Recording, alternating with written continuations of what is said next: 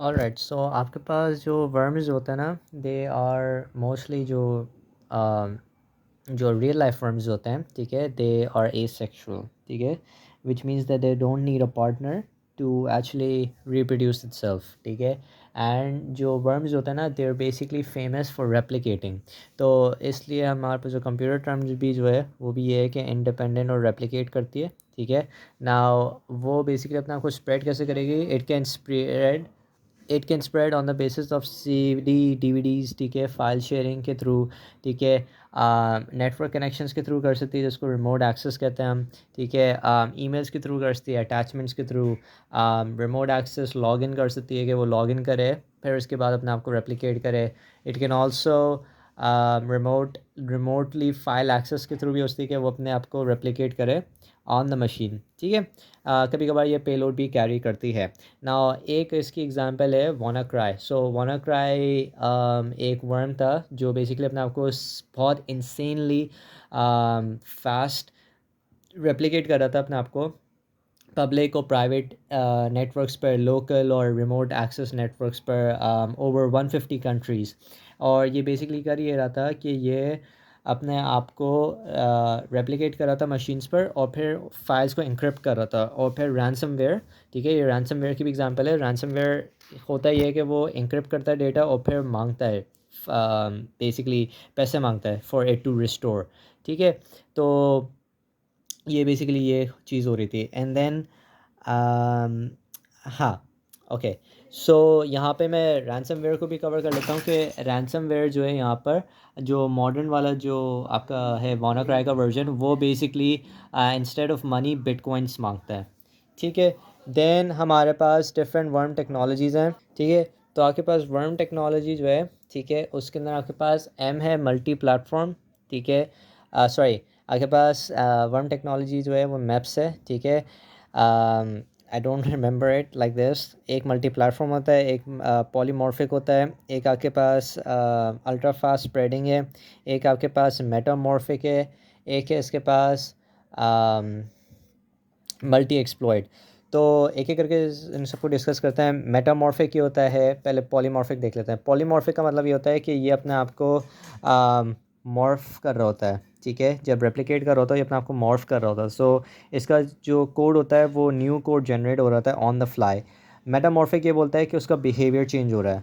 Multi platform का मतलब ये है कि ये मल्टीपल प्लेटफॉर्म्स पे सपोर्टेड है, ठीक है, लिनक्स विंडोज़ वगैरह डॉक्यूमेंट्स पे रेप्लिकेट करता है थ्रू मैक्रोस। मल्टी एक्सप्लॉइट ये है कि ये बेसिकली पेनिट्रेट कर रहा होता है सिस्टम को, उसकी वनरेबिलिटीज़ देख रहा होता है और फिर अपने आप को उन वनरेबिलिटीज़ में उन एक्सप्लॉइट्स के through, which could be through web browser, emails और फाइल शेयरिंग जो हमने यहाँ पे सारे डिस्कस किए हुए हैं, वो बेसिकली अपने आप को वहाँ पे रेप्लिकेट कर रहा होता है। एंड ये अल्ट्रा फास्ट स्प्रेडिंग होती है, ठीक है, ये बहुत जल्दी जल्दी स्प्रेड होता है और बहुत जल्दी ही एक्सप्लॉइट्स ढूंढ रहा होता है। एंड ट्रांसपोर्ट व्हीकल्स के अंदर पेलोड्स जो होते हैं, क्योंकि हमने बात की थी पेलोड कैरी कर रहा होता है, तो ये स्पैमिंग स्पैमवेयर स्पैमवेयर होता नहीं कुछ, बट स्पैमिंग कोई एक बॉट कर लेता है कैरी, कभी स्पाईवेयर कर लेता है, कभी ये क्या कहते हैं डॉस बेसिकली कैरी कर रहा होता है। एंड ज़ीरो डे एक्सप्लॉइट में भी ये यूज़ होता है। ज़ीरो डे एक्सप्लॉइट का होता है ये सीन है कि it is like a weakness in the castle, ठीक है, हिडन वीकनेस। तो इसका मतलब ये है कि वो वनरेबिलिटी जो प्रोग्रामर्स को असली में पता नहीं है, वो बेसिकली ये एक्सप्लॉइट कर सकता है, ठीक है। मोबाइल कोड क्या है हमारे पास? मोबाइल कोड ये है कि आपके पास एक सिंगल कोड है, ठीक है, unchange code which is replicated और सेंट ओवर हेट्रोजीनियस कलेक्शंस, ठीक है, ऑफ सिस्टम्स। हेट्रोजीनियस यानी कि डिफरेंट सिस्टम्स, तो सेम कोड है जो डिफरेंट सिस्टम्स पे जा रहा है और वहाँ पे वो एक्सिक्यूट हो रहा है, ठीक है, वो अपनी सिमेंटिक्स एक्सिक्यूट कर रहा है। तो इसकी हमारे पास व्हीकल की एग्जांपल आ जाएंगी कि जावा स्क्रिप्ट के थ्रू हो सकता है, विजुअल बेसिक स्क्रिप्ट के थ्रू हो सकता है। और ये स्प्रेड कैसे कर रहा होता है? ये स्प्रेड हो रहा होता है विद ईमेल्स, ठीक है, विद अटैचमेंट्स, डाउनलोड्स, इसके थ्रू हो रहा होता है। मोबाइल फ़ोन वर्म क्या है? मोबाइल फ़ोन वर्म ये होता है कि वो अपने आप को कम्युनिकेट करता है through bluetooth and wireless. Target smartphone होता है and it can now control the phone, which means it can delete the files, it can turn off the phone और it could forcefully send messages, ठीक है।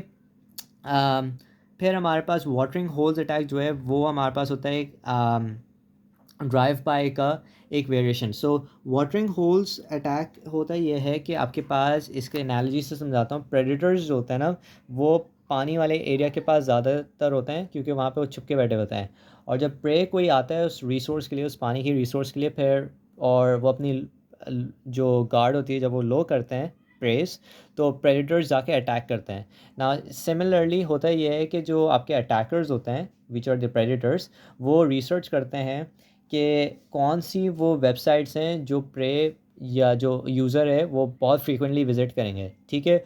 उस list में से वो उसको नैरो डाउन करते हैं उन वेबसाइट्स पे जो सबसे ज़्यादा कॉम्प्रोमाइज़ हैं, जिनमें सबसे ज़्यादा वनरेबिलिटीज़ हैं, जिस पे यूज़र फ्रीक्वेंटली आएगा उस पे जाके वो मैलवेयर और अपना मेलिशियस कोड इंस्टॉल कर देते हैं। फिर जैसे ही प्रे या यूज़र उस वेबसाइट पे जाएगा तो वो ऑटोमेटिकली ट्रिगर हो जाएगा। So that's basically watering holes, because ये एक वेरिएंट है ड्राइव बाय का।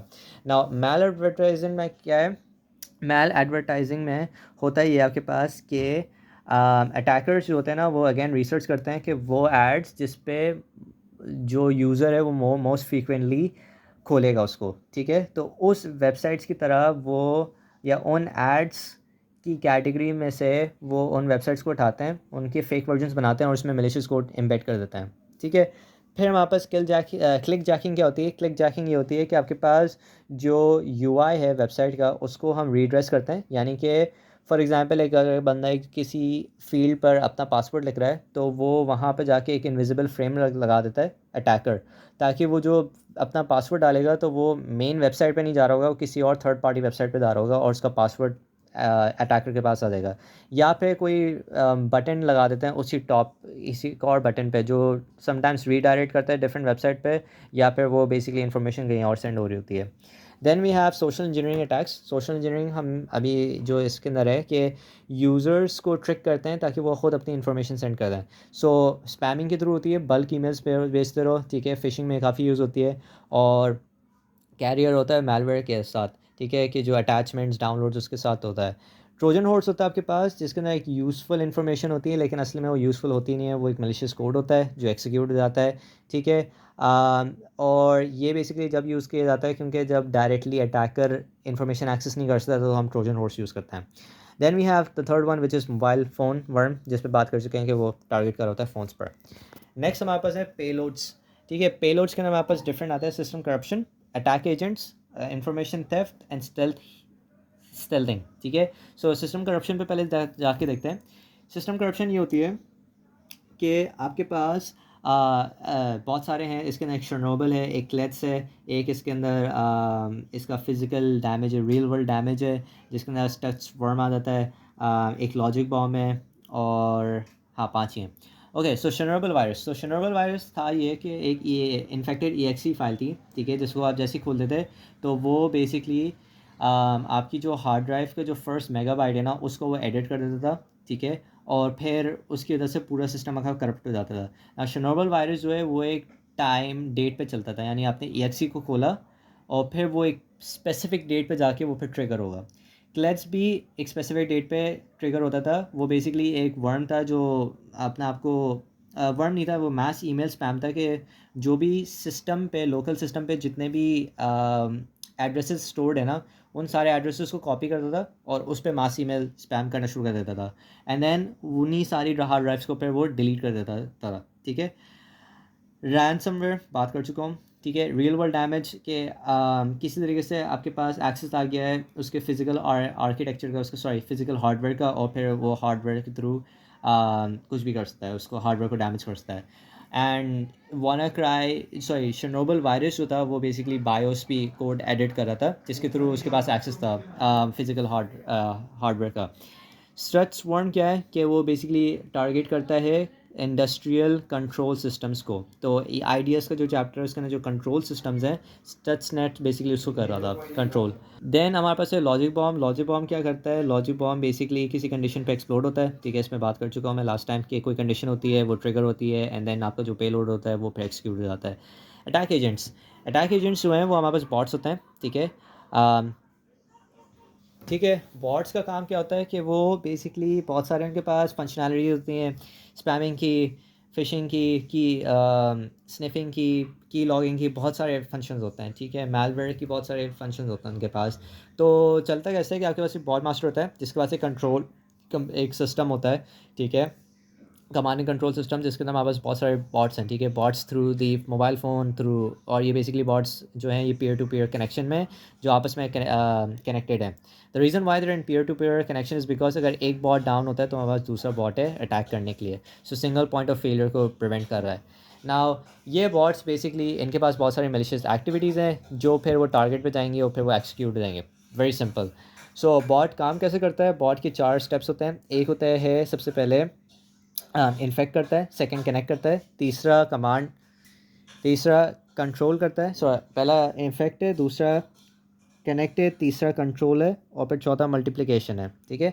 Infect, connect, control and then multiply. और इसका जो डायग्राम है उसके अंदर ये है कि बॉट मास्टर है, ठीक है। उसने बेसिकली सबसे पहले एक बॉट इन्फेक्टेड मशीन पे गया, फिर उसके बाद उसने कमांड कंट्रोल किया, मल्टीप्लाई किया, मैलवेयर डिस्ट्रीब्यूशन की। So this is not in the right order, पर इसकी डायग्राम जो थी स्लाइड्स में वो ये थी कि बॉट मास्टर था, बॉट इन्फेक्टेड मशीन थी, मैलवेयर डिस्ट्रीब्यूट टू पहले कमांड एंड कंट्रोल किया, मैलवेयर डिस्ट्रीब्यूट किया एंड देन मल्टीप्लाई किया। ओके, नेक्स्ट हमारे पास है इन्फॉर्मेशन थेफ्ट। इसके अंदर की लॉग और स्पाईवेयर फिशिंग आ जाता है। स्पाईवेयर के अंदर एक पॉइंट एक्स्ट्रा ये था कि वो रीडायरेक्ट भी कर सकता है और डायनेमिकली इन्फॉर्मेशन चेंज कर सकता है। फिशिंग पे ये है हमारे पास कि फ़िशिंग हमारे पास होता ही है, we have a bait, a hook and we have our catch. तो बेट के अंदर ये हो सकता है कि हम एक बैंक की एक ईमेल भेजें, ठीक है, बल्क ईमेल में बैंक की एक ईमेल भेजें।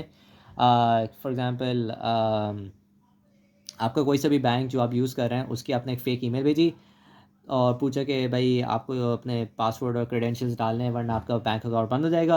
आपने बैंक अकाउंट खोला, ठीक है, अपनी सारी सारी डिटेल्स डाली और वो बेसिकली बेट था, ठीक है। और आपने सारी अपनी इन्फॉर्मेशन डाल दी। कैच ये है कि अब सारी इन्फॉर्मेशन अटैकर के पास आ गई है। स्पीयर फिशिंग क्या होती है? स्पीयर फिशिंग ये होती है कि अब अटैकर स्पेसिफिकली रिसर्च करता है कि कौन से यूज़र है और वो कौन उसके पास कौन कौन से बैंक्स हैं या क्या इन्फॉर्मेशन है जो उसके लिए बहुत इंपॉर्टेंट है और उसके हिसाब से वो फिशिंग करता है।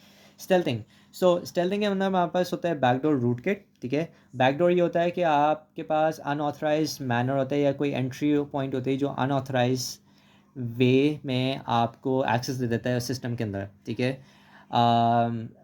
इसके अंदर एक मेंटेनेंस हुक होता है which is being used by programmers and your testers, ठीक है। It's very difficult to be implemented for OS controls.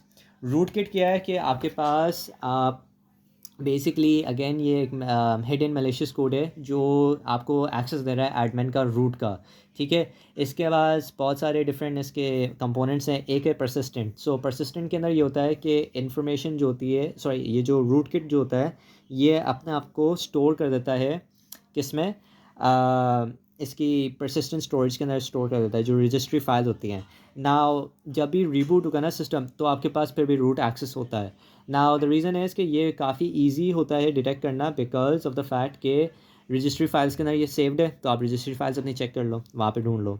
Now इसको मिटिगेट करने के लिए हम मेमोरी बेस करते हैं जिसके अंदर क्या है कि जब रीबूट होगा तो डिसएडवांटेज ये है कि रूट किट का एक्सेस नहीं होगा, लेकिन the advantage is that it's hardier to detect. Then we have V M base, ठीक है। वी एम बेस बेसिकली क्या करता है कि आप एक इंस्टॉल करते हो lightweight V M monitor, ठीक है, जो बेसिकली मॉडिफाई कर रहा होता है states through the virtualize system.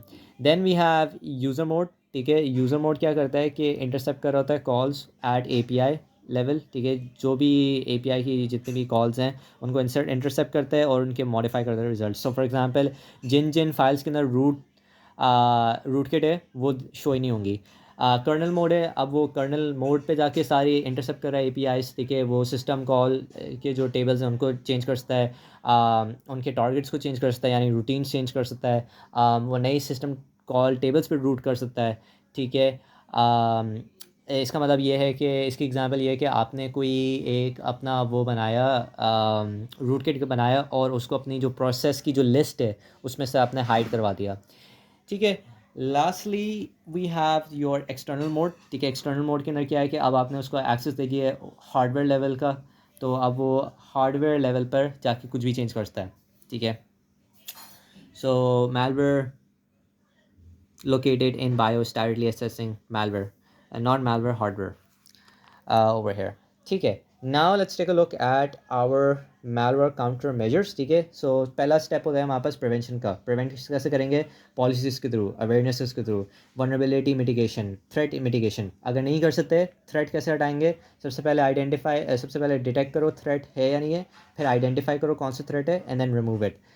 हमारे पास कुछ जनरेशन है एंटीवायरस की. पहली जनरेशन जो थी वो थी हमारे पास सिंपल स्कैनर. ठीक है, सिंपल स्कैनर क्या कर रहा था? बस सिग्नेचर्स के थ्रू सर्च कर रहा था, चेक कर रहा था सेम सिग्नेचर है या नहीं है. अगर है तो बस वो फिर मालवेयर है. सेकंड है हमारे पास ह्यूरिस्टिक्स. ठीक है, ह्यूरिस्टिक्स के बारे में बहुत ज़्यादा डिटेल में जाता हूँ आई थिंक चैप्टर 8 में, which was intrusion detection. I am not sure, but there is one chapter जिसके अंदर ह्यूरिस्टिक पे मैं बहुत ज़्यादा डिटेल में गया था. थर्ड है हमारे पास एक्टिविटी ट्रैप्स. आप बिहेवियर जो भी एक्टिविटी परफॉर्म कर रहा है मैलवेयर, उसकी बेसिस पे आप उसको आइडेंटिफाई कर रहे हो. और आपके पास यहाँ पे फोर्थ जनरेशन जो है फुल फीचर्ड प्रोटेक्शन, जिसके अंदर सारे आपके पास फैसिलिटीज़ हैं ये वाली. सैंडबॉक्स एनालिसिस होता है ये कि आपने एक वर्चुअल एनवायरनमेंट बनाया हुआ है, एक सैंडबॉक्स बनाया हुआ है जिसमें आपने मैलवेयर फेंक दिया है और आप बेसिकली उसको एनालाइज कर रहे हो कंट्रोल एनवायरनमेंट में. तो आप उसके पॉलीमॉर्फिक, मेटामॉर्फिक और जो भी इंक्रिप्टेड नेचर है वो उसको आप देख सकते हैं, एनालाइज कर सकते हो. होस्ट बेस्ड बिहेवियर क्या है? होस्ट बेस्ड बिहेवियर ये है कि आप उसको इंटीग्रेट कर रहे हो ओएस के साथ. ठीक है, तो जो भी रियल टाइम के अंदर मैलवेयर का बिहेवियर है आप उसको directly in real time block कर सकते हो. और since it's in real time तो it's more efficient than your most antiviruses. ठीक है, but the limitation is that since it the word is behavior, तो malware को execute होना होगा, वो कोई behavior perform करेगा फिर आप block कर रहे हैं. so the thing is that there is a chance कि वो behavior detect होने से पहले कुछ damage कर दे. so there's that limitation. Parameter scanning. Now that we've talked about a lot about host and systems, let's talk about a little bit about your firewalls, right, over the internet या over the network protections. तो parameter scanning यही होती है कि आप antivirus लगाते हो अपने नेटवर्क पे, जो आपकी ईमेल्स के ऊपर फायरवॉल्स के अंदर इंट्रूजन डिटेक्शंस के अंदर आप एम्बेड कर होते हो. इंग्रेस मॉनिटर एक टाइप है पैरामीटर स्कैनिंग की. ठीक है, अच्छा, पैरामीटर स्कैनिंग जो है that is limited to malware scanning. ठीक है, तो आपके पास इंग्रेस मॉनिटर जो है, ठीक है, it is located at the border of your enterprise and your enterprise network and your internet. ठीक है, it is basically looking for incoming suspicious activity. ठीक है, जो unused local IP addresses हैं. egress monitor क्या है कि it's located at individual LANs and also at Ethernet and the internet, and this is looking for your outgoing suspicious activity. So that was all. And the reason why I went really fast was because this is a lot of information, and secondly I don't have storage, so मुझे छोटी video बनाई थी. On to the next one.